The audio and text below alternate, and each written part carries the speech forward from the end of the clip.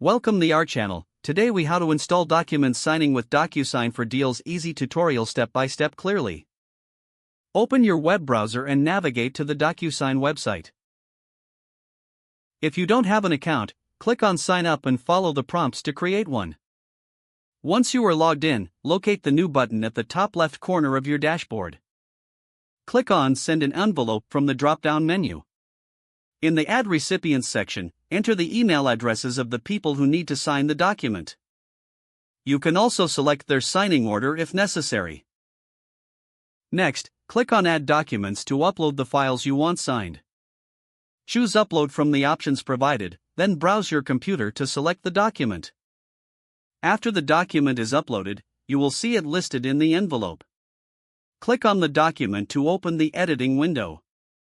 Use the tool palette on the left side to add signature fields, date fields, or text boxes as needed.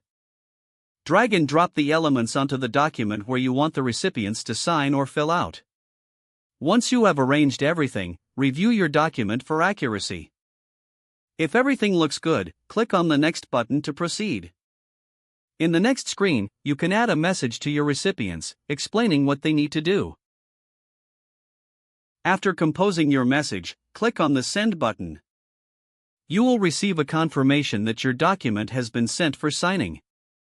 Now, you can track the status of your document from your DocuSign dashboard. You will receive notifications via email when the recipients have signed it. Once everyone has signed, you will be able to download or save the completed document. This completes the process of setting up document signing with DocuSign for your deals. If the page does not load, refresh the browser or try again in a private or incognito window. Make sure you are using the correct email address, then retype it carefully to avoid small typos. If your password is not accepted, use the reset option and create a new strong password you can remember. Check your spam folder for verification or security emails, then complete any requested confirmation steps.